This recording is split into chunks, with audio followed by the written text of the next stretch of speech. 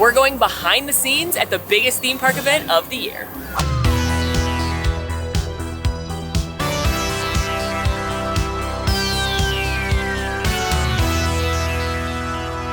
Hey there, man fam, we're going behind the screens at Halloween Horror Nights in Universal Studios, Florida. We are doing the Unmasking the Horror tours. These are lights-on tours at the iconic haunted houses to show you how they pull off Halloween Horror Nights, how they do the scares, the details, secrets, Easter eggs, backstory. Super, super excited. And remember folks, even with the lights on, there is a bit of a content warning here because it still is pretty graphic. We're also gonna have spoilers for most of the houses, so keep that in mind as well. I am so excited. I've wanted to do this tour ever since I heard about it. I love learning how things work. I can't wait to get into Stranger Things house, so let's go. Yeah, let's go. Unmasking the Horror Tour is something that anybody can book, but it is really popular, so recommend booking it early if you are interested. There are 2 different versions of the tour. There is a 3-house tour where you go through 3 of the different haunted houses, and there's a 6-house tour, which, as you guessed it, you go through 6 haunted houses. They do not overlap. This year, the big houses, Stranger Things and Last of Us, are on 2 different tours, so if you want to see both of them, you need to book 2 different experiences.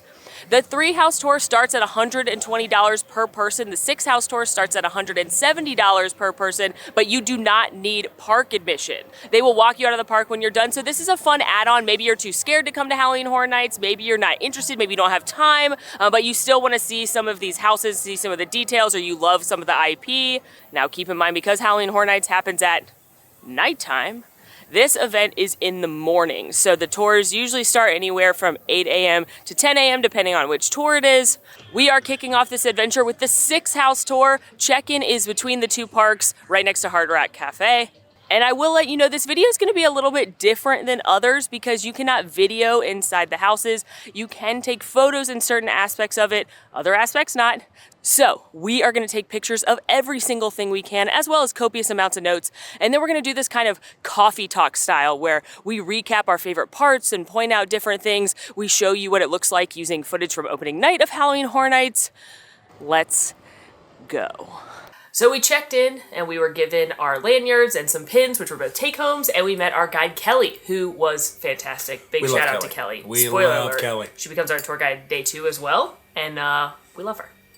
Also in the check-in area, there's a couple of costumes from scare zones of years past, so you can snap your picture with those. And we heard the ground rules of staying on the path, don't touch anything, there's going to be some areas you can't take pictures, and we got started with the tour. We started our journey with Blood Moon Dark Offerings, which is the story of a colonial town that has descended into bloody madness after the actions of a crazed blood moon-centered cult. Yeah, basically, you are a non-believer when you walk through the house, and they're trying to get you, because it's Harvest Day, aka Murder Day. And upon walking in, first things first, I had never noticed the blood moon. Very cool. It actually is such an interesting centerpiece that they described. Well, first of all, let's just say this. The entire house is a neighborhood. They built a village on a soundstage. Crazy. Yeah, they literally built a colonial town. The scale's unbelievable for this one. And it's important because the blood moon hangs over the town, and as you progress through the house, it gets bigger and redder, and the events get scarier, creepier, unsettling. Yeah, but what's really cool, okay, as a lover of Horror Nights and as a lover of all the detail, it's hard to take all of this in, and I loved that I had gone through the houses already once just to experience them in their spookiest element, and then we did this tour, and then I went to Horror Nights both nights of the tours that we did, so it was really cool to be like, oh, look, there's that thing, there's this thing, and like, try and add more elements to the story, because it's all these details that truly make these houses so incredible. But what's especially incredible about Blood Moon is that this house was on a budget. Yeah, actually, it had its budget cut, which is wild to consider given the scale and the beauty. I think it's probably, aside from my favorite house, Dueling Dragons, Blood Moon is objectively one of the most beautiful houses that's been built. And the way it's been built is really cool. As Alan was saying, they built a literal colonial town neighborhood into the soundstage. You can see 5 or 6 rooms ahead. Rooms, that's how they divide up the scare zones, I guess, if you will, of a house. But you can see, like, up ahead, people walking through different buildings or people walking through the town square. And it feels big and it has depth because it literally is big and has depth. And according to Kelly, this is the first time ever in any Halloween Horror Nights house that you have been able to look into the future to see the next room you're going to travel into, or be able to look back into the past and see where you came from. Very cool element. And I also want to take a moment to shout out the decor team here. There are apparently, according to Kelly. Well, hold on. You right now in your head, Yeah. friends that are watching this, how many people do you think it takes to do all of the decor inside these 10 houses, these 10 movie set style houses? How many people do you think is on that? We'll give you a second to think about it. Have you thought about it? Have you thought about it? In your head? You got your number? You don't have to write it down. We'll tell you. It's 6.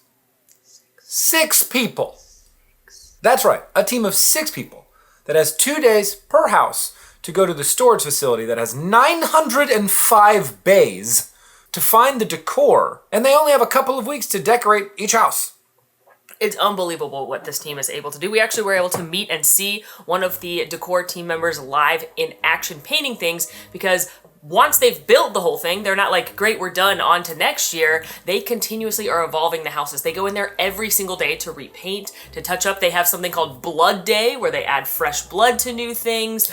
They move things around, they add decor, and it's an evolving thing. So if you go through a house at the beginning of the event and the last night of the event, the houses could be different. There could be different audio, new scares. Like, they're constantly working on this. So a massive, massive shout out to the decor team, because you guys are truly artists. And it's not just the decor team that's learning and evolving. The entertainment crew as well is constantly changing what happens in the house based on feedback from the scare actors, feedback from guests who go through the houses. So a scare that might not be a great scare, it's not in the right spot, could get totally changed and happen later or earlier in the house based upon feedback. It's wild. Not only are the houses incredibly detailed, but they literally do things like, they tried not to use power tools to make things in this house because they wouldn't have had power tools in the colonial time. So when you can see things laying around, they tried to do it with their hands because that's how they would have had to do it. Like that. What? Who notices that? In the dark, not me. You know what else I didn't notice? The fact that the decor team handmade candles that are hanging on the walls in one of the rooms as you move through the scare zone. They spent, what was it? I think 30 minutes learning how to make candles, and then the next 12 hours, a full day of candle making, just to hang the candles on the side of a wall that most people will never notice. They also make things like, they made little dolls out of corn husks and candle wax, like what you would find in a colonial time. Like, this is the amount of care that people are putting into these houses, and they're doing 10 of them. One of the coolest things we got to learn about while on the tour was the different types of scares that actually occur in these houses. And the big one in Blood Moon Dark Offering is a statue scare. Now, a statue scare is where you walk into a room and there are a number of figures. You don't know if it's a mannequin or if it's a real person. And they make it even harder for you to figure out because these mannequins move. Their arms will sway back and forth to throw you off and make you think it's a real person. But, you know, some of them aren't and some of them are. In the case of the broken down church that you're walking through here in Blood Moon, there are 2 scare actors. And those scare actors, as with most scare actors, have a trigger next to them that triggers the audio for them to start their scare. It got me. Got me so good. Blood Moon, get you. Because they have 2 sets of statue scares in their houses. They have the one in the church, and then they also have one later where, and again, you know somebody's gonna move. You can just feel it, but you don't know which one, and it is a nightmare. Kelly gave us a little tip though. If you're nervous about those rooms, look at the feet. Yeah. It's tough for us as humans to stand still and not sort of sway on our feet back and forth, whereas mannequins, those feet don't move. At least I hope not. Could you imagine a possessed mannequin moving feet? I'm thinking about a horrible Horror Nights house idea. Also, though, going back to the detail, if you can get past the fact that the church scene is an absolute nightmare, up on the bulletin board in the church are the chalk drawings, description of how to make the big sacrifice scene that you're going to see at the end, and it matches what you see at the end. So again, the attention to detail is unbelievable. Nobody's looking at this bulletin board. Nobody's looking at it. You're looking at the cloaks sitting in the pews, and you're scared, and you're screaming very loud if you're me in the event, and nobody's looking at this bulletin board. But the bulletin board does match up with your final scare scene, which I don't think we were allowed to take pictures of, but again, just highlighting the detail. One other really cool detail in this house is that on some of the cloaks, you actually had the earliest iteration of Dr. Oddfellow's symbol. Right. So Dr. Oddfellow is the host icon of Halloween Horror Nights this year. We're going to get a little bit more into him in his house in a little bit, and he has this very distinct symbol that that's showing up a lot of different places, and it's really cool that it shows up here, and that all the original houses at least are a little bit connected through Dr. Oddfellow. In fact, another layer of depth to it is that Dr. Oddfellow took this symbol from Blood Moon, which was the symbol to the moon, worshiping their blood moon, and adapted it to his own symbol. And he uses the zodiac, so it's all tied in. Like, it's just so cool that all these things, all the scare zones, all of the original houses, they're all tied together. And again, you can go to this event and you can just have fun in the haunted houses, but when you know how much detail and how much thought goes into them, again, no one's going to look at this cloak and even see the symbol, but it's there. It's there. Last thing I want to point out in this house specifically, because we're going to talk about it a couple times, is a very cute Easter egg that the decor team put in. Laura Souls is the senior creative director of the event, and she's terrified of frogs. Nobody frogs. Which is funny because it's Horror Nights, but nope, she hates frogs. So the decor team hid a little plastic frog in every house as a nod to her, and so we made a fun game of trying to find the frog and took pictures of them when we could. So there's the frog. Froggy. Anyway, Blood Moon, Dark Offerings, I said was the scariest house at Horror Nights in Orlando this year besides Exorcist, and seeing it in the daytime just confirmed that. Although I did like those pumpkin guys. They had pumpkin faces. We couldn't take their picture, but there's guys laying on the table, and they have pumpkin as their face. Like, pumpkins are growing out of them, and I imagine they've been stuffed with pumpkins and squash and gourds. Their entrails have been removed and replaced with squash. What a way to go. That's me every day of October. Up next, we went to Stranger Things 4, starting off at Eddie's trailer. And obviously had to take 1,000 pictures outside the trailer to commemorate being there. Also, a fun fact, the trees used in the outside trailer park scene are from A Day in the Park with Barney, the show that used to be at the park. Yeah, so. What a delightful, childlike, whimsical tale that has ended up in this absolute nightmare. Speaking of nightmares. Gosh, I love this house so much. Now, we weren't allowed to take quite as many pictures in this house as we were in some of the original houses. My assumption is it has to do with legal and the thing when you're working with Netflix and things like that, but we got to take quite a few, and as a Stranger Things diehard fan, it was really cool to see this house during the daytime because there are some awesome details that you're not going to see if you're in the house. For example, by the time we get to the scene with Lucas and Max, if you watched Stranger Things 4, you know that they're trying not to talk, so they're writing each other letters and hey, do you want to hang out? Do you want to go to the movies? I'm glad you're here. Me too. And they actually have those sweet notes under Max where she's hanging. Speaking of Lucas and of Eleven, those scare actors, their haircuts are actually accurate. So Eleven's the actress's hair is actually buzzed, and Lucas is sporting a high top. And speaking of some of these characters, this is when we learned a little bit more about scare actors and the casting process. And some characters, like Eleven, like Lucas, like Joel and Ellie in Last of Us, they are cast specifically for that role in that house because obviously they look like the character. And otherwise, you're cast based on body type, which could put you in many places. From Blood Moon, if you look like Molly in stature, or if you're me, Yeti. But that means that your nights can be variable, and you can be in a variety of different houses and scare zones.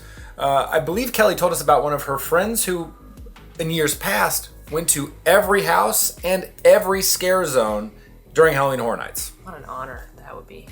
What'd be cool is if you went to an audition and they're like, you look like Millie Bobby Brown. Budge your head and scare children. It'd be great. The first part's cool. Then you get the middle part, go shave your head. And then it's and then also scare children. And adults. When I say children, I do mean us. No, I'm just a big kid. If you could get cast in one of the houses this year, which one would you want to be in? I'd want to be in Monsters Unmasked. As a particular monster? I think it'd be cool to do one of the athletic scenes. Oh, the guy hanging. Yeah, we'll get into that more, but that's a good one. I'd want to be in Stranger Things. I don't really fit the look for any of the main characters. Vecna. I could be Vecna.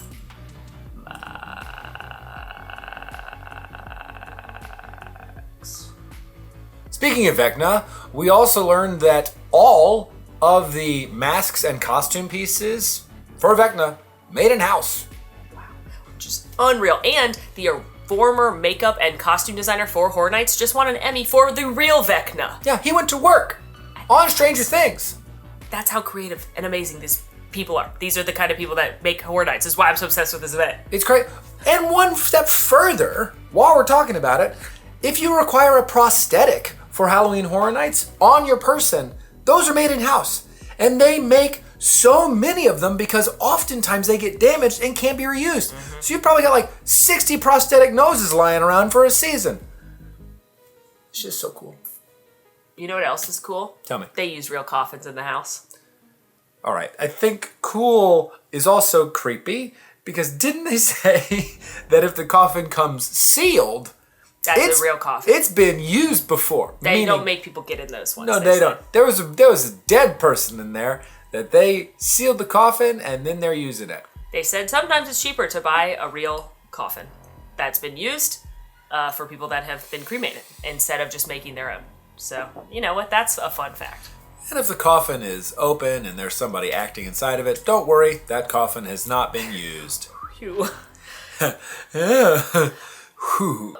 Let's talk a little bit more about some of the specific effects and things used in the Stranger Things house. For starters, they will use air a lot of times to make it feel like something's happening. So in the scene where Vecna and Eleven are fighting kind of on either side of you, you're actually feeling air, which is supposed to be you feeling the power of Eleven.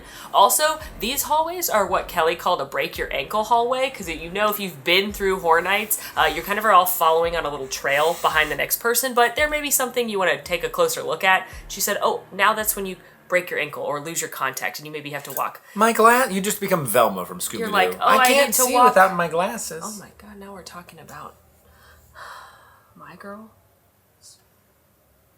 Can't see without her glasses. Anyway, don't hold up the operation, but walk a little slower in rooms like with Eleven and Vecna. We also learned about SIF, which is stuff in face. But they don't use the word stuff. Anyway, they can't touch you. The scare actors cannot touch you, but stuff can touch you. So you will see and not see SIF when you're going through the houses. It's maybe something you have to push through, like during Stranger Things, you have to push through some of like the tentacles of Vecna's lair. Sometimes it's just string hanging, so you can't actually see it, but then it touches you and it freaks you out. So that's an effect that they use that's very easy for them and very scary for you. Also, imagine as you push through things and there's, I don't know, perhaps a scare actor waiting on the other side unseen. That's every house in Hollywood. Yeah, every single one. I think my favorite part of the experience in Stranger Things, though, had to be walking on in the Eddie and Dustin scene on top of the trailer and the Upside Down. The concert has just ended. You can tell that because Eddie's guitar is in its stand. But the coolest part about this is the Duffer Brothers actually sent in audio from the show. So when you're walking into that room, what you're hearing is actual audio from the Netflix show. It's very cool. We weren't able to take pictures in this room, but everything about that scene is wonderful, including where you come in at. You come in looking at the top of the trailer as if you're the camera from the show following that scene. That's why Dustin and Eddie are right there instead of it. It's so cool. I think my favorite part of the tour specifically, one, there is a huge hallway full of Max's crayon drawing of the Creel house. I didn't even realize that going through the house because it was so dark, but they have her whole crayon drawing big, and then you go into Vecna's layer, you go into Max's mind, I guess, where you see Fred and Chrissy all like caught in Vecna, and the space is huge. Like you can see from these pictures, me standing in this space, like it is massive, and you're scared because you're like, there's a bunch of Vecnas gonna pop out in here, and there's one, but you don't know where he's gonna come from. No. He's got lots of space to hide. And then you see the clock, you hear the clock, and in the very distance, you can see the shadow, the silhouette of Max floating with the kids, calling to her, and you can hear the faint notes of running up that hill. And that was the coolest scene to me, going through the house, and then also going through during the daytime. Some other cool nods, just to mention them. We do get a scene that's a callback to season 1 from Barb, R.I.P. Barb, in the pool from season 1. Well, it's also because Nancy goes to the pool at the end of season 4. And at the end of the experience, because I haven't seen any of what had occurred in Russia throughout season 4 of Stranger Things, we have a Demogorgon who can pop out and surprise some of us at the end of the experience, and that is a nod to the events in Russia. And last thing I'll say about Stranger Things is there is a hanging Vecna that you can see. And that was really cool because we were told that is one of the few times that every team comes together to make these houses for one effect. Normally you have like decor team doing something, electricity doing something, the people do the walls do something, and they're all individual. But something like that effect requires everybody to come together and make this hanging, shaking Vecna. And it's very spooky, scary. But then you get to see Jason's dead body and you're not as upset. And before we get to our next house, we actually learned here that Universal does something every week. They pick a scare actor of the week and a house of the week to reward their team members and all of their efforts throughout Halloween Horror Nights. And if you win, you get what are called Boo Bucks, which are then used to, you can win prizes and gift cards and things. I just think that's a fun way to acknowledge this really hardworking group of team members. Yeah. And next was my favorite house, Dueling Dragons. Choose thy fate. That was unplanned. Well done. Yeah. Turkey. Okay. Anyway, this story tells the story of the ride Dueling Dragons, where Merlin has been turned into the great oak tree, and there are two wizards, Pyrock and Blizzrock. I should say warlocks, I'm sorry. Two warlocks. Yeah. Pyrock and Blizzrock. That was close. They're different. Very. Yes. Anyway, Pyrock and Blizzrock are competing to find Merlin's spellbook. They reach it, touch the spellbook, and he just placed a curse on it that transforms them both into dragons. That feels like a bad plan from Merlin, because if these two things are fighting, why would you make them into the most like powerful creatures? Why would you not turn them into like bugs? Merlin's arrogant. Thinks he can beat them anyway. They're fighting each other. I don't know. Dragons are cool. Just doesn't feel like what I would do. I would make them bugs, and then I'd step on them. Dragons are cool. I guess I'm trapped in the tree in this scenario. You're doing the Yzma plan? Yes. Huh. I'll put that flea in a box, and I'll put that in another box, and then I'll mail it to myself, and when it arrives, I'll smash it with a hammer! Ha ha ha! It's brilliant, brilliant, brilliant! Or, to save on postage, just poison it with this. Take it, Grunk. Take it. Do you feel it? Oh yeah, I feel it. Anyway, very cool house, an incredibly beautiful house. I think in terms of scares, Dueling Dragons isn't going to be the scariest house you go through, but it has some of the most fantastical and large set pieces outside of Blood Moon Dark Offering. The costumes themselves are cool, seeing like trolls and ogres, and they even brought the Frozen Knight from the queue of Dueling Dragons back into this house. And this is when I found out that Universal doesn't throw anything away, except the walls of their house. Yeah, they keep everything and they reuse a lot of props year after year, but this is especially cool because they brought stuff from the actual queue of this beloved attraction, which was the original coaster where Haggard's Magical Creatures Motorbike Adventure TM now sits. But a cool thing about the beginning of this one is that you're gonna hear the narrator kind of overtell what's gonna happen. He was the same narrator that was used in Tooth Fairy, which was one of my favorite houses a couple of years ago, and he's a former caretaker, which is a different icon of HHN and one of the different hosts, so it's cool that they use kind of the same cast year after year. And then we also learned about what they call the Wendy Special. Wendy is someone in Universal Creative, and she is really, really good at making fire effects, like an embery, ashy kind of effect. Basically use insulation foam for a house, and you put LED lights, like the kind that you might decorate a centerpiece with, and then you put this insulation foam over it, you let it dry, and then you can spray paint it whatever color you want, and it makes really good effects for like a dulled fire or like a bloody body or something like that. Yeah. Very cool, not creepy at all. Another cool effect they figured out is how to make a skeleton look like it was burned or decayed, because purchasing those as is can get really expensive. Basically, they take a regular cheap plastic skeleton, paint it the color that they want, wrap it in saran wrap, and put a heat gun on it, which then melts to it and becomes all like sticky and tacky, and then it looks like it's like old and decayed, and you paint it, and it's cool. Make your own Horror Nights. Mom, we can't go to Horror Nights. We've got Horror Nights at home. There are also a ton of amazing details hidden throughout this house that you're likely never going to see, but we got to on this tour, including we got to see the frog again. Mm-hmm. And inside Merlin's spellbook room, where you have another statue scare, this time with Pyrock. If you look to the right of that room past Merlin's spellbook, you can see the Necronomicon, which is the Book of the Dead. Now, for me, a massive D&D nerd, Necronomicon is cool in general, but this is a specific Necronomicon which is found in the Evil Dead film. Which is a nod to the fact that there's an Evil Dead house in California's Horror Nights this year. Correct. So that's a fun little thing. Yeah. So you seem to know a lot about this Book of the Dead, and I don't know if I should be concerned. I know things.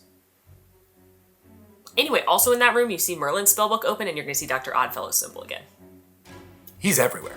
Also, going back to the Frozen Knight, that was, again, a huge thing in the queue of Dueling Dragons. There's a Burnt Knight, too. And I didn't even realize it because I was too busy looking at the scare actors, and you're in this, like, kind of, like, dilapidated church scene. But if you look up, there's a Burnt Knight and the Frozen Knight, and then if you look outside, you see the fire and the ice, which is supposed to be the dragons flying overhead. Cool. Just so cool. That's why, oh, God, I love this event. Also, yes and. Yeah. The chandelier in that room, from the queue. Yeah. The skulls in the wall, from the queue. Now, should we tell the gum story? I love gum. So, when the decor team was pulling out the skulls that they were going to use from storage to reuse them in this house, everybody was thinking, like, why are there all these, like, weird sticky gummy parts on the bottom of the skulls? And it's because guests would take out their gum and stick it in the skulls. Guys, I didn't think this was going to be time for another theme park PSA, but this was pretty self-explanatory. Don't do that! That's why you can't buy gum in theme parks, because it's gross and people put it everywhere. Just throw it in a trash can. I mean, come on. Just swallow it. Don't, no. It's fine. No. Throw it away. Just swallow In it. I swallowed lots of gum as a kid, and I'm fine. Couple more cool details. There is a banner that has a unicorn on it. That is a nod to the Flying Unicorn, which was the attraction that was replaced by Flight of the Hippogriff back when that area existed with Dueling Dragons. Also, when you get to the end and you choose thy fate, there's claw marks at the top of the ceiling. That is a nod directly to the queue, and the person that made the queue for Dueling Dragons the ride also came back and made this house. So that's really cool. They got to do those claw marks twice. And there's 4 different endings to this house, which is very fun. You choose fire or ice, and then Merlin either wins or he doesn't. And if Merlin wins, you get to see Merlin. He's like, well, good job, adventurer. You have successfully avoided Pyrock and Blizzrock, depending on which side you choose. If Merlin loses, there's a jump scare with Pyrock or Blizzrock holding Merlin's head. I'm out of coffee. That's scarier than someone holding Merlin's head. Yeah, I agree. I'm going to go get some. Next on our 6-hour tour, we went to lunch. We had an hour to go to anywhere we wanted to in the parks or in City Walk. We chose La Bomba. Had some Mexican-style Tex-Mex bowls, but just note, you do get a lunch break. Lunch is not included. And then it was time to meet up back with Kelly and the rest of our tour for Yeti Campground Kills. Honestly, one of my favorite houses, just in terms of the story it tells. It is set in the 1950s where you're going camping in the woods in sort of a national mountain park reserve. And Billy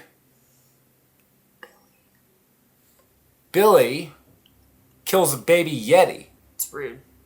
And then the rest of the adult Yetis come and exact their revenge. Honestly, I'm Team Yeti. That's a fair statement. When they appear, I'm not scared. I'm cheering. I mean, I'm scared because they get you, but... Go Team Yetis. The Easter eggs start off early in Yeti Campground Kills with Shadow Creek, the name of the reserve. Shadow Creek is a fictional location often used in Halloween Horror Nights houses. Also, when you go into the ranger stand, you're going to see Shadow Creek on the little first aid pamphlets. It also says HHN 32 up at the top, which is for Halloween Horror Nights 32. That's this year. Also, the letters YETI mixed up. So just fun details. Again, nobody's going to notice this, but a cool detail to look for. And as you actually exit that ranger stand, you're going to see a big map of the Shadow Creek Reserve. That map and its route follows the route of the house and the scare zones you're going to see within the house itself, including places like Murder Lake. Which is really cool when you see it in the house. Last thing, in the ranger stand, there's a black phone on the wall. That was used last year when they found period piece accurate black phones for the Blumhouse house, Alan's favorite house of the year last year. Alan loves the grabber. When you're actually going through the house, the scare is that the ranger comes out very quickly and yells at you, and he's hearing a radio call about a campsite being attacked, which you later then see. But the ranger's missing an arm. And the next Yeti that you see actually has the arm in their hand. And what I think is so funny is that they put a wedding band on that arm because they wanted you to feel bad for that ranger because they had failed. Also, this is a cool thing that Universal does. They'll actually put out a casting call for folks who are missing limbs and bring those folks on board as scare actors throughout their zones. Also, though, most importantly about this, one of their former scare actors was in the Barbie movie. She's the Barbie with the gold prosthetic arm. So, a queen. Eventually you do get to see that sad baby Yeti, and it is very sad. It's kind of like how when you watch a movie and a dog dies and you're really upset, but then a bunch of people die and you're like, whoops. But they do... You think whoops? I get much more sad in movies if animals die. I'm with you. I just don't think whoops. I mean, it depends on the person, you know. Once again, like Jason in Stranger Things, I didn't feel bad about that at all. Yeah, whoops. Whoops. Anyway, you're going to see the sad dead baby Yeti, and then in the house itself, we learned about something called a daisy chain scare, which is when you think the scare is over, but then it continues. So if you're walking through the house, you're going to see the dead baby Yeti, you're going to be sad, then Billy's going to come out and scare you, and he's either going to poke it, or he's going to go, look what I did, or he's going to yell something, and you think that's the scare, but then a Yeti comes and gets Billy, which Alan is chanting for, honestly, but... You know, that's called a daisy chain scare. Way to go, Team Yeti! Also, this is my favorite thing, is that going into the bait shop next, the sign is being held up by a Yeti, and they like to make a joke that they also have a Yeti that doesn't move. Continuing the story, you go through the bait shop and you see a guy covered in honey and you can hear bees, which is to trigger not only the Yeti, but the bear makes a reappearance. It's a very popular character. It's basically just a big bear, but he comes through a lot of Horror Nights houses, so he's in the house this year. And there's also, you go through the outhouse and see toilets. There's a snake that jumps out of the toilet, which is scary. But it was specifically, much like the frogs, it was to mess with senior director Mike Aiello, who has a fear of things being in his toilet, which is a fair fear when you're living in Florida. But anyway, the snake in the toilet is like a joke for him. Good old Florida. A cool effect that they use in the outhouse is they use bungee wires to look like a window pane so that you think the scare actor that's going to pop up right there can't get to you, but then he can because his frame actually moves and he can reach out towards you, which is very spooky scary. One of the last scenes of the house is a retirement party at a campsite, and this is the campsite that we got the call from earlier when you were in the ranger room, like, ugh, it's so crazy how all of this connects. And there's a retirement party happening, and there's a cake that says happy retirement. There's a sweet note that they were writing to someone, that were penning a letter that will never be sent. Because the people who are camping here have unfortunately retired from life. They've fallen over on their campfire that was making popcorn. But it's a cool place to talk about the scents that are used throughout the house. You can walk in here and can smell popcorn. You can smell cake from the birthday cake. And that's not the only thing you smell. You can also get like a wet dirt mulch scent throughout this forest space. And that just speaks to the level of immersion throughout these houses. They use a lot of different smells at Horror Nights because, of course, smell is one of your most important senses to immerse you somewhere. So, yeah, you might smell food like in this house, but you might also smell burning fire in Dueling Dragons. You might smell, in The Darkest Deal, they have like a kind of dirt smell that smells like being outside or grass. Over in Hollywood, they use a lot of smells in the holidays in Hell House, pumpkin and Thanksgiving. But smell, very important, and they use little fog cannons that we've seen throughout the houses to blast out that smell and heighten your experience. There's only one smell they don't use anymore. Blood. Blood. That's gross. People are getting sick. Yeah. But they do have poopy smell in The Exorcist. Great. Anyway, the last room that you go through is the woods, and there are a couple more scare moments, but two things I want to point out. One, they use mirrors again here to make the woods seem bigger than they actually are. They use this a lot in different scenes throughout the houses to make things look more expansive. And two, I thought this was actually really cute. In a little basket that someone clearly abandoned because murder, there were some cute little crocheted numbers. Those were by someone on the decor team that during the COVID shutdown, I know a lot of us picked up a hobby. Maybe it was bread making, maybe it was sewing, maybe it was crochet, whatever it is. This Universal creative team member picked up crocheting as their quarantine hobby and actually hand sewed these little things, which is cute. That's cute. One final thing about the camper scene, you'll notice a massive tree behind the camper itself. That is one, the largest tree that has ever been brought inside to a Halloween Horror Nights house, and two, was chopped down during the clearing of land for Epic Universe. It's a real tree. Real tree. Very cool.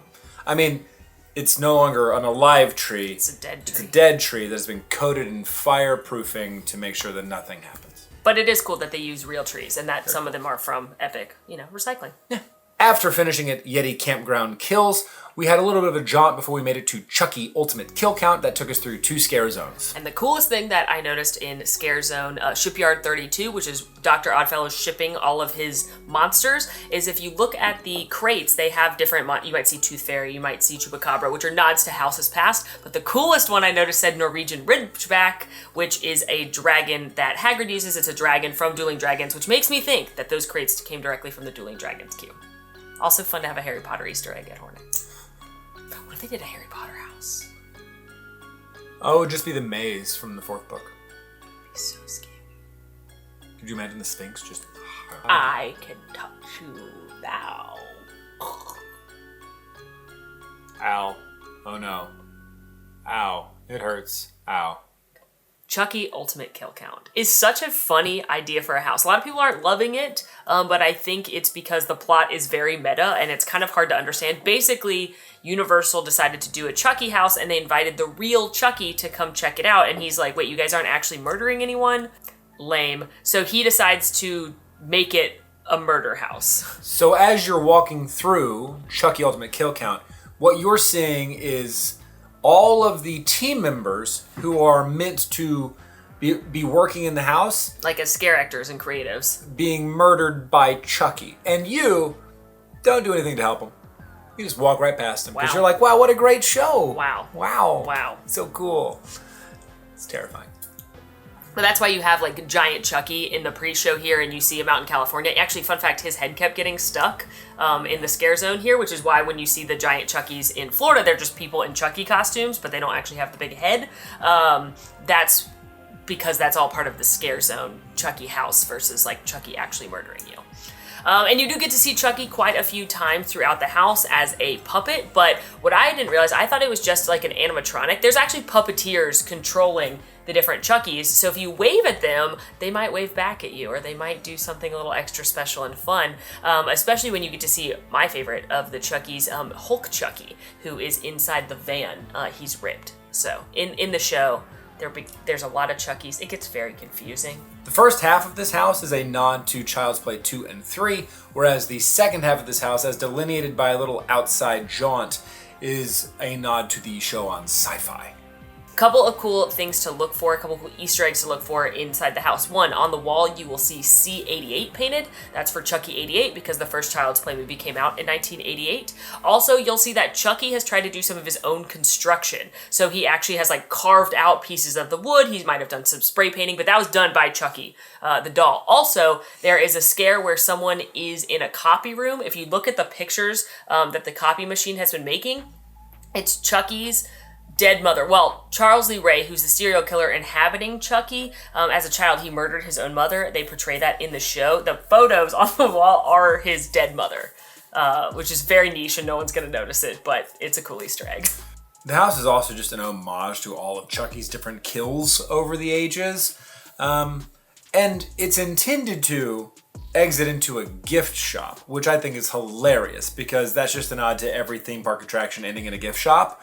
So you actually enter this gift shop area, which would normally be the end of the house.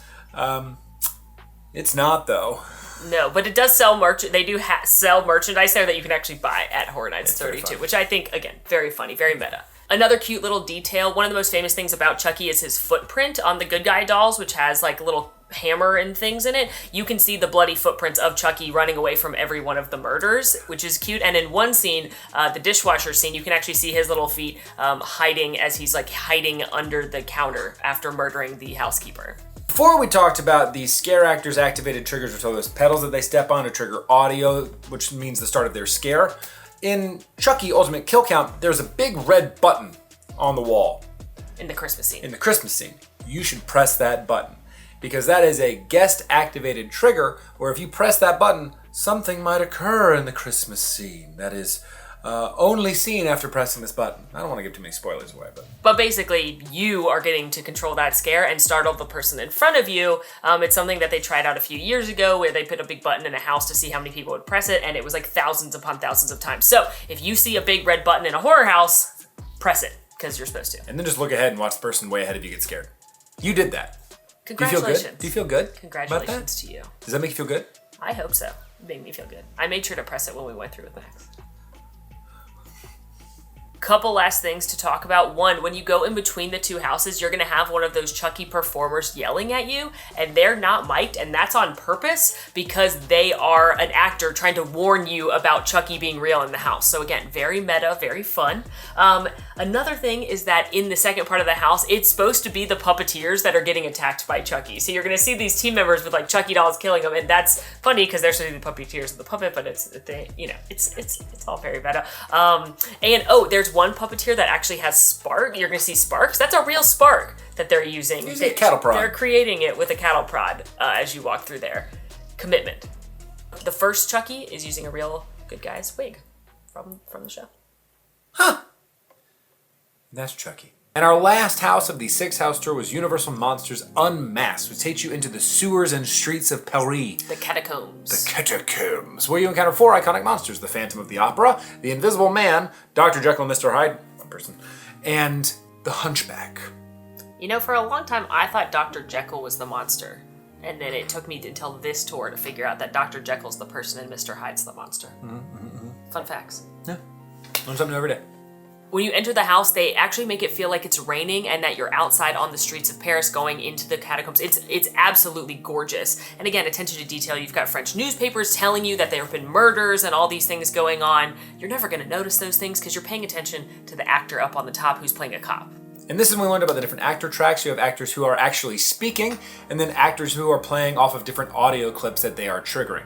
In this particular instance, this actor is playing off of a series of different audio clips that are playing around them, whereas others are actually mic'd. He's basically lip syncing. He's Mariah Carey at the New Year's celebration in 2016.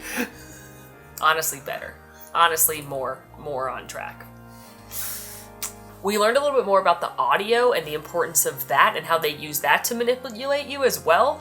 They use something called sound-focused speakers in rooms like this, where they put speakers right at ear level and then they project them into your ear. In this case, it's the voice of the Invisible Man. So you can actually hear him whispering in French to you. You have no idea where he is. Obviously, you can't see him, but obviously audio is a crazy important thing for these houses. We're going to learn more about it, talk more about it with The Last of Us and the noises of the clickers, but it's just another way that they can mess with you. As you first walk into the catacombs, you meet the Phantom, and it's a nod to him with a violin and his mask that you would see, his more traditional mask, I should say, from the Broadway performances. However, this Phantom, a lot darker. He wants to use your face as his mask. He wants to carve the flesh off your face and wear it as a mask. And we first meet the Phantom with a classic scare, a conservatory scare. They made this up at Universal. Such a cool scare. So effectively, a conservatory scare is you have a room that has been built and ends in a mirror, so it looks like that room continues for a period of time. It looks as if you're in a long, empty stretch of hallway or in a catacomb. But behind that mirror sits a scare actor. So as you approach, you think you're fine and safe because what you see in the mirror is simply a long hallway. You'd be able to see them if they were there, right? Yeah, sure would. But guess what? They pop out from behind the mirror and you definitely didn't see them, and it definitely didn't make you scare and jump into TNT barrels. Did that happen to you? It happened to me. I understand. This house is very scary. Very scary. Also, in this room, in this first sewer section, we see a dead cop, and it's the cop from outside. His outfit matches. Pouring out. He tried to warn you, and he died. Yeah, he's not with us anymore. Another scare we learned a little bit more about is a classic one where they will use scrim, which is almost like a screen type fabric, but when you look at it, it looks like something solid. A wall, a poster. In this case, it was a poster advertising Christine Daae from Phantom of the Opera's performance, but when you get closer, it actually flips and something's behind that screen, whether it be a scare actor or a bunch of faces carved off from the Phantom just waiting for you. But you think you're looking at something solid, but you're not. You're not. The light just has to change a little bit. Murder faces. This is also where you get more smells because you smell roses as you walk down the hallway and see roses on the side of the wall, presumably being brought by the Phantom or by a fan to Christine Daae. And then you see a set of doors that have been closed and a chair is in front of them and the doors are rattling and there's a woman on the other side who is in the process of perishing due to a fire because the Phantom has locked Carlotta away, who is Christine Daae's competition, the previous diva star who doesn't like Christine Daae encroaching on her territory. Phantom is ruthless. You make your way into a city street, a street corner, and again, the scale of these houses is unbelievable. The forced perspective to make it feel like you are actually in Paris. There's stairs going up. It's unbelievable, the scale. And again, you don't pay attention because you're scared and you're just hoping to get from point A to point B without having Mr. Hyde try and murder you, which was what happened to me because I was too busy looking when we went through the house that night at the wallpaper that's on the wall. The wallpaper is so cool. It actually, if you look at the pattern, if you get a chance to look at the pattern, it looks like a beaker exploding because that is truly the experiment that turned Dr. Jekyll into Mr. Hyde. Another fun nod are all of these posters in French throughout the space, which some of them makes sense. And some of the posters are nonsense, and this is when that decor team gets to have a little bit of fun. One of the posters translates from French into, "This is a French poster. It makes no sense at all. We're all just having fun." Hilarious. We are. I feel like their job is so cool. And That's they probably what have so much fun doing this kind of What a stuff. fun gig.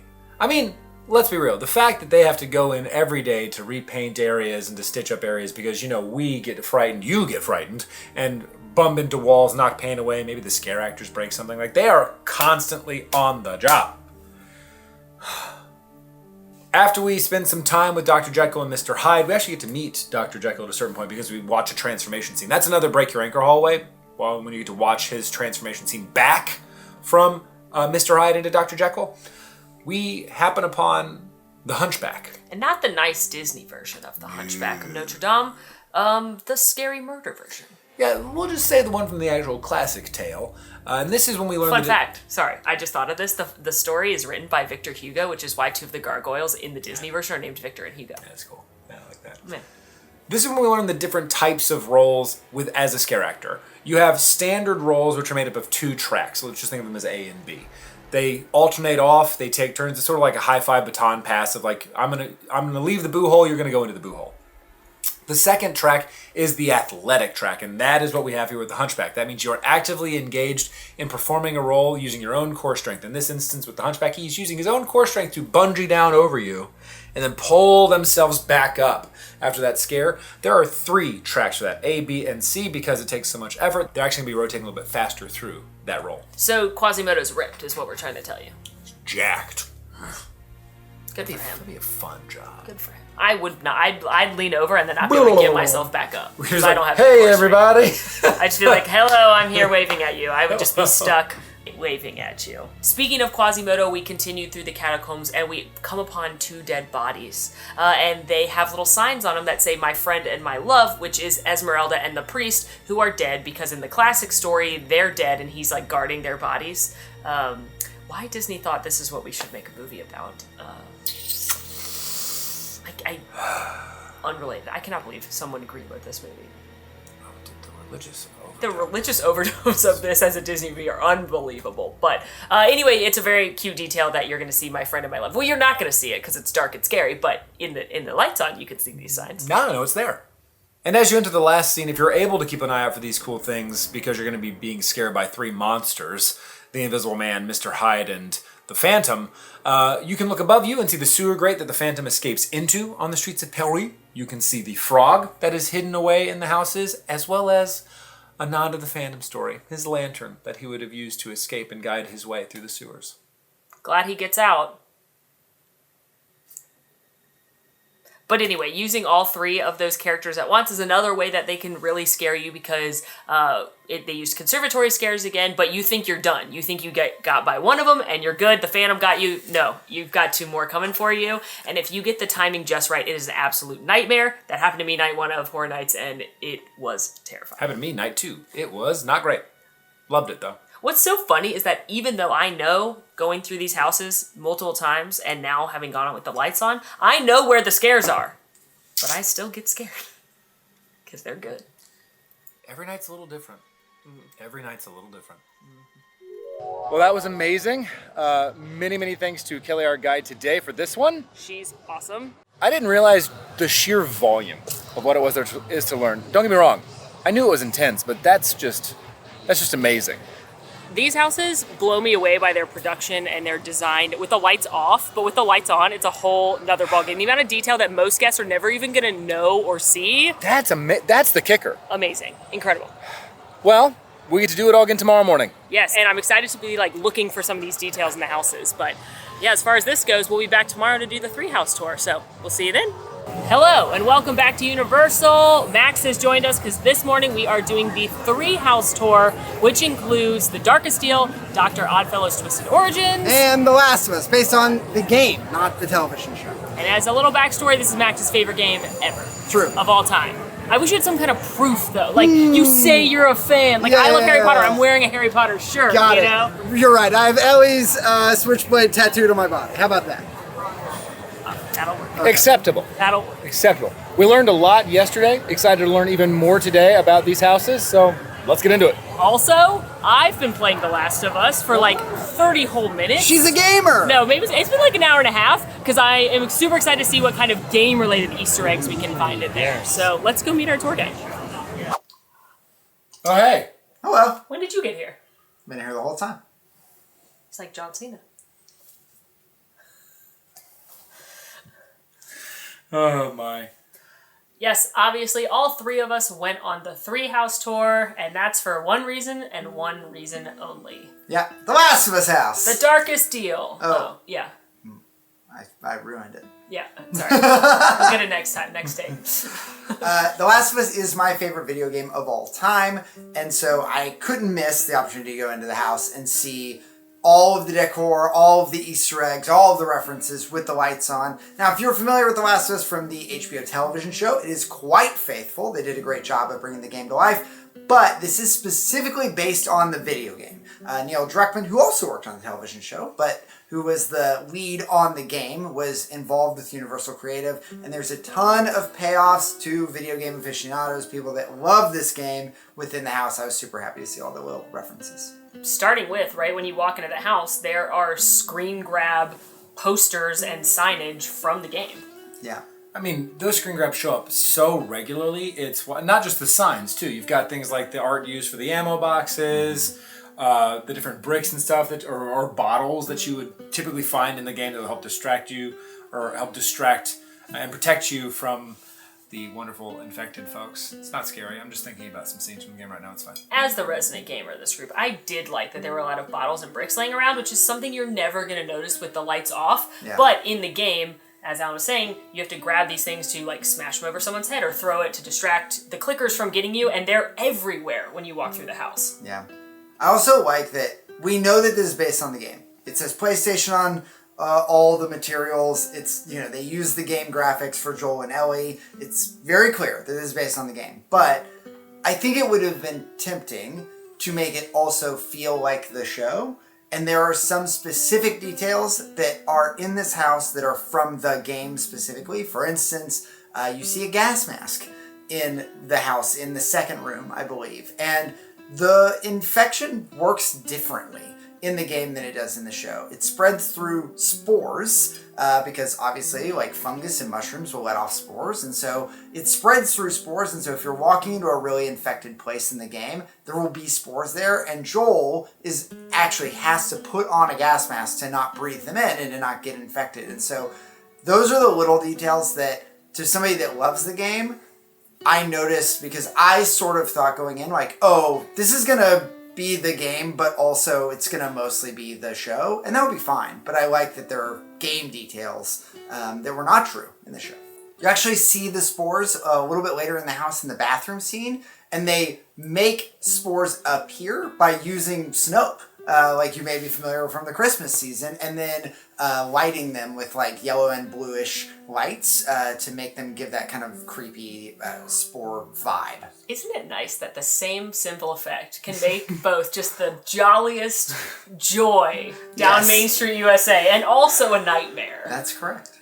I think perhaps one of the coolest things that we saw in this specific house is that we learned from Kelly, our guide, that often what will happen is when the builders, the decorators are actually installing decorations into the house and they have vehicles involved, they'll use portions of a vehicle, so half of a car, side of a truck or a truck bed to represent where that vehicle would be. In this house, however, you have full vehicles, starting with the full truck as the first room that you walk through in the house, as well as you'll later see a full police vehicle as well. One very cool, and by cool I mean absolutely terrifying thing that they figured out they could do is basically trap you in a space for audio. So the space they do that in Last of Us is in the clicker hallway. So they use heavy stuff in face to block you in a hallway, so it's much quieter than any other space in the house. And then using the speakers that are ear level and invisible to your eye because they blended with the wall, they play the clicker noises. So the second you go into that section, you start hearing it and you get nervous. They also sound dampen that room so that anything else, like it's like isolating that clicker sound and making it even more oppressive on your ears. Like it makes it physically confining and all you're hearing is the clicker noise. And it sounds like that. But imagine scary. Yeah. Yeah. That was... And then one of the final scenes that we could actually take photos of on this tour was at a large, I think the tallest structure where there will be a scare actor this year in any of the houses, where Joel is acting as a sniper looking down at you all as you're walking through the final room. Farmhouse is beautiful. The facade looks great. It is a direct callback to a scene in the game. Terrifying scene in the game. And it's also a spot in the house where you will be frightened by a bloater. It's just going to happen. But the farmhouse itself is gorgeous. It just once again shows the scale and production of these houses to walk in there and see a multi-story house, essentially. Kelly mentioned to us that this year is the one year where you should be looking up inside the houses, more so than other years because they are completed sets and facades all the way up to the ceiling. Also, this is another place we learned about that conservatory scare where they have the mirrors, so it feels like the hallway goes longer, but in fact, it's not one, but two clickers that are going to jump out at you, so enjoy that. Yeah, that double-sided conservatory scare is incredible for more than one reason, not only because of the scare, but also the clickers' costumes, or how the clickers appear to you. There is some lighting effects on their midsection, because one of the only ways to, or one of the most effective ways, rather, to kill the infected is through fire. I mean, they are still fungus and mushrooms. So that effect is as if Joel has thrown a Molotov cocktail and they are now in flames, which is, I mean, honestly, the only way I want a clicker. And you actually see some of the items used to make Molotov cocktails earlier in the house as well. Like you would see the gasoline, you'd see the rags, and again, to Molly's point, the bottles. And near some of that gasoline is the most important Easter egg in the entire house. In fact, I would say better than Joel up on the ceiling or up on the top, better than the bloaters, better than the clickers, better than anything else. Yeah. There is a car battery, and it is a mega load on brand car battery, like Megalodon.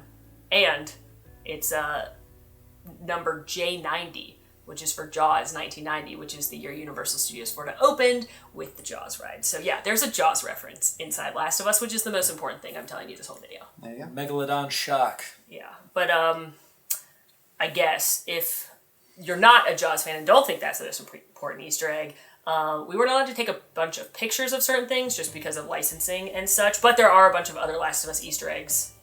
Max, take it away. Yeah, I'll just give a few that I thought were really impactful. Some are really small and quick. I know you mentioned the screen grab of the ammo box. There's also the hotel key from the Pittsburgh Hotel, which if you've played through, you know is a nightmare. There is a scene that I think you would miss it if you don't know it's there, but it's so important in the story. There's a projection scene right when you see the spores where you watch on projection Joel put on the gas mask, and Ellie doesn't need to put on the gas mask. This is one of the moments where we know Ellie's not infected, and that means she doesn't have to wear a gas mask when Joel would have to. Doesn't matter if she breathes in spores. It's right when you get into the bathroom scene. It's on the left-hand side, and this is another one of those slow down, break your ankle, drop your contact moments, because if you know to look for it on the left, you'll see it. So when we actually went through the house later, as the leader in the front, I started walking real slow so we could see that scene. That gas mask I mentioned is right under our workbench, which of course crafting tools like Molotov cocktails or med kits or weapon upgrades is really big. But the one that as a stand of a game impacted me the most is so small, but it's because it's so small and like who would ever know it's there, there is a Firefly pendant on one of the dead mannequin infected. Not a scare actor, it's just there, it's dark, no one would ever see it, but if you've played the game, it's a little collectible that you can just find. It's not necessary at all. They're totally hidden and meant to be searched down. And it was just like, oh my God, I had this moment in that tour being like, is that a Firefly pendant? And like, you would only notice it if, you've done the thing. So it meant a lot. It was cool. After going to The Last of Us, we took a little turn and went to The Darkest Deal, which tells the story of Pine Straw Spruce as he makes a deal with a devil-like entity for fame. Mm. And we follow the story as he slowly uncovers the impacts of his decision and who it is affecting before it ultimately follows him home. And in this house, we're the band, so we're guilty by association. They like to put us, the guest, as a role. So we were the non-believers in Blood Moon, and this time we are Pine Straw's band, which I did not sign up to be a part of the band. Did you? Hey, listen. Have a music background. Done gigs before. You did this. He's a blues and jazz. That's my genre. Uh-huh. So really, this is your probably fault. to blame. Yeah, that's probably Wow. I did this. think I got us into this. Huh.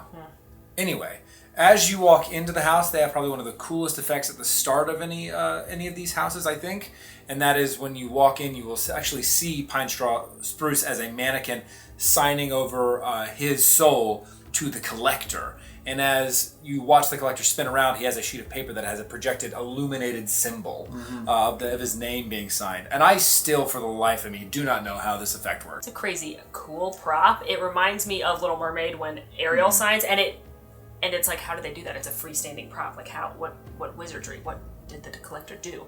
And one thing to note throughout the house is the collector becomes more and more demon-like. Yeah. So he starts kind of like a spooky man, but then he ends like straight up demon horns nightmare. Showing his true form as it goes on. When you enter into this house, you're also going to smell that like earthy soil scent piped out because you're walking into the cornfields, which is kind of an urban legend at Halloween Horror Nights. Every time they use corn in something, a hurricane hits. And a hurricane hit this year for cast member preview and opening night. It was monsoon raining. This happened a couple of years ago. There was like last year, there was a corn scare zone. Same thing, opening night, monsoon. Like, stop using corn, Universal. The next scene after the deal is made is actually a gig that you're doing, and of course you, being the band, get to look out onto the audience. But from Pine Straw's perspective, the audience looks a little off. Their faces warped, kind of like almost like a melty look to them. And this is the collector showing Pine Straw and you, the band, that theoretically could see this from the stage, like, he has effect over all of these people, and like, this is his power, and this is what he can do to people. So it's really fascinating that like, you're seeing the like Pine Straw as normal, but you're seeing who he would see as affected. Yeah. It's also home of one of the coolest Easter eggs that happens, because remember, all of the houses that are not IP houses are connected by Dr. Oddfellow. Mm-hmm. And as you walk through the scene, scrawled on the wall, nobody would be able to see this in the dark, it's about this big, is Wolf, which is the name of one of Dr. Oddfellow's aliases that he would use and would have used around this time. You're soon going to find yourself in a graveyard, and if you start looking at the gravestones, you'll realize that while different years may appear, everybody died at the age of 27, which, if you know much about pop culture, you may be thinking of the 27 Club, which is an unfortunate, I don't even know what to call it, coincidence that a lot of very famous musicians have all died at the age of 27. Amy Winehouse, Kurt Cobain, so they wanted to make reference to that very spooky real life thing. Also, one of the... Is it the collector? Yeah. Is he here? He's here. Also, one of the gravestones is for Roberto Fuentes, who, if you listen to the Universal podcast, is actually an entire B-plot of this house with a Cuban musician that was written by a team member. So that's pretty cool that there's that much backstory. It's around this time as you exit the gravesite that you are frightened by your friend Marley, who has made a previous deal with this collector entity, and he is here to warn you that you are not the first. So you're scared, naturally. And where do you go when you're scared? You go home. You go to Mom at the Mississippi Delta, where you can smell that earth smell again. But unfortunately for you, the collector got Mom. Yeah. You are realizing now that the collector doesn't just come for you, the collector comes for everyone you love and care about, and is here to take all of the people in your life. You're not the only person that made this deal. You made a deal on behalf of others. This is just another house that when I went through it opening night, I thought it was fine. It was pretty low on my list, but when you see all the detail in these houses, it's unbelievable. Like, you've got all of these old couches and instruments, and like, it's just unreal walking through these different houses. Ultimately, this house builds to your big gig, the big moment where you are famous, where you've gotten everything that you wanted from the deal. And one of the interesting things was the team wanted to figure out how to show that your soul was being taken. What a weird thing to have to visualize. But they had this illuminated pendant that they've used in a previous Horror Nights scare or house. And it was Universal Monsters last year where they had the battle between the Mummy, the Wolfman, and Dracula. They were all going for the amulet.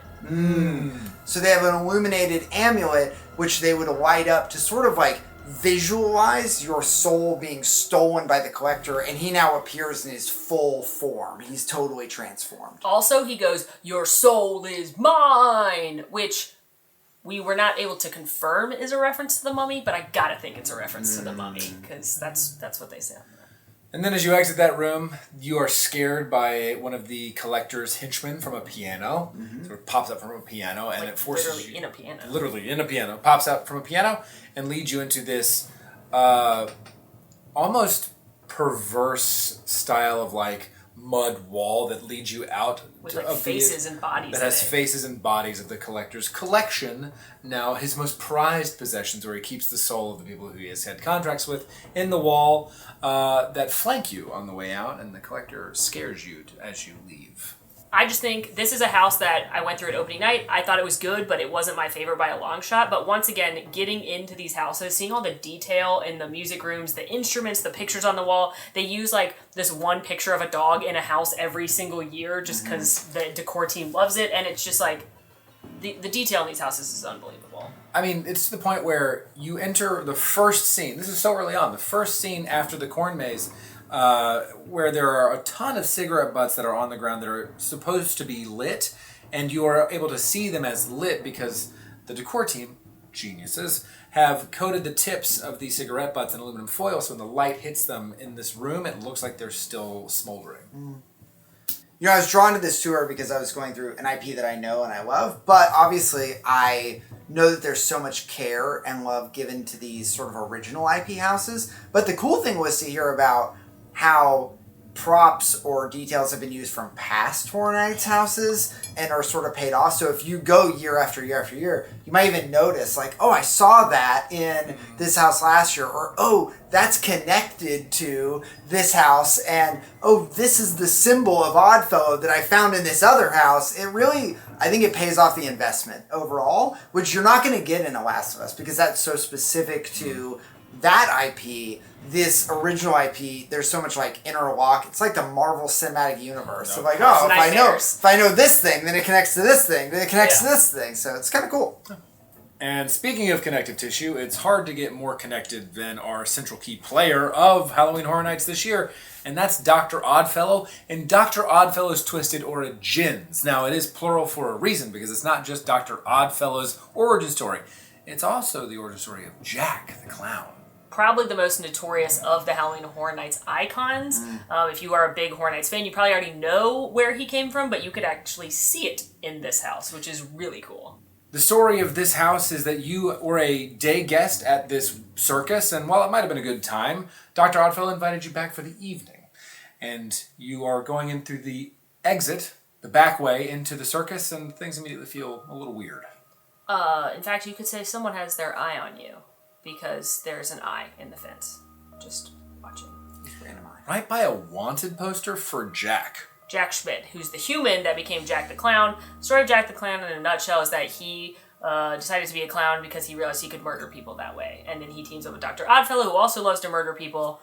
You know, it's nice to find people with common interests. I think that's really sweet that they could become friends of murder. It's interesting because as sort of an outside viewer of Horror Nights, I know Jack the Clown, and I know that some of this story was established, but again, this year, focusing on Oddfellow gives you the opportunity to like solidify that story even more. And now we know, why is Jack immortal? Because of Oddfellow's powers that when they got, you get a lot of more like story buildup. You also learn, as you're walking in through that back entrance, that Dr. Oddfellow has a very vested interest in the Zodiac. You see Zodiac symbols everywhere, and that comes to play throughout not just this house, because it's very prevalent here, but throughout the entire event of Halloween Horror Nights this year. One of my favorite details in this house that I definitely didn't notice going through it the first time is that you actually enter under the bleachers. Mm-hmm. And if you look up, you can see people's popcorn and their cups, and you can tell very clearly that you're under the bleachers because you're not really where you're supposed to be, which then leads you into the next nightmare room you're not supposed to be in, the clown's dressing room. Listen, there's a lot that I don't like about this room, mainly because I don't like clowns. But the fact that you're in the clown dressing room and you don't see Jack. You see Jack's costume, plural, but what you do see is where Jack would be sitting. His vanity area is a box that has a chain around it, which is a reference to a Jack in the Box. There's also his makeup, like his colors that he used are sitting right there. So again, details you probably wouldn't notice if you didn't know to look, but there are subtle nods to Jack the Clown, but we'll see him in a minute. Coming out of the makeup room, we do finally see Dr. Oddfellow. He has put on this circus to attract people to steal their souls. Love that. And he's wielding the Cane of Souls, which, if you're paying attention again, this is the connective tissue for this year. And if you're in the jungle scare zone, you can actually watch him attain this skull that now tops the cane and is part of the power that he uses. So here he is actually wielding it again, like little details that are going throughout the entirety of the event. In fact, in one moment, you can actually see Dr. Oddfellow's different hats throughout his different eras, and one of them is his jungle hat from the Jungle of Doom. So he's a fashionista, I gotta give him that. Truly.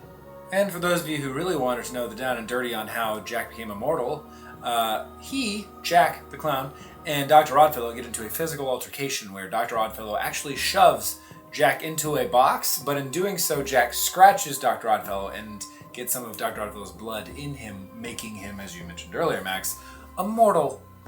And you can actually see that play out. There's a couple different spots throughout the house where you will just see Jack's silhouette on the wall, and one of those is a white sheet, and you can actually see the silhouette of this fight happening on the right-hand side. So again, this is another slow down a little bit while you're walking through so that you can watch the fight between the two go on. They also, in this house, use a classic Horror Nights scare that they figured out how to do, and that's how to rip someone's spine out, which is great. Basically, they have someone sit down like this and lay like this, and then a table kind of goes behind them. A table goes behind them? No, you need to do it because you're in the middle. Okay, lean this way. And now put your arms up like you're on a table. Okay, hey, nice. And then imagine there's a table all right here, and then a fake body this way. And then if I'm the scare actor, I grab the fake spine, not Alan's real spine, don't worry. And then I rip it out, and then Alan screams, and it looks really realistic and scary, and that's in this house. It also makes an appearance in Monster Unmasked. And Monstrose in Hollywood. It's a classic scare, but it's very effective. Only at Horror Nights do you hear, they figured out how to rip somebody's spine out, which is great. Yeah, what a great way to end that one. Yeah. It's great. I love it.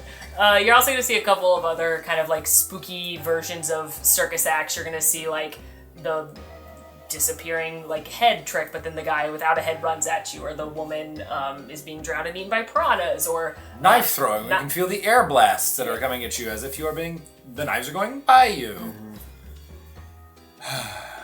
And we saw another frog. So I think for me, the coolest Easter egg specific is when you're walking into Dr. Oddfellow's room as you're moving towards that final scene where he is taking your soul before you exit through the Zodiac hallway. Is on the left-hand side there is a book that has his symbol in it that you kind of see it's grown and evolved through the years. It looks a little bit like the blood moon symbol that we talked about earlier. It's really creepy. But also in that book is a cipher. And if you translate some portions of that cipher, it translates to "Never Go Alone," which is a tagline of Halloween Horror Nights. and we didn't. We went together and That's we true. survived, and we all loved it.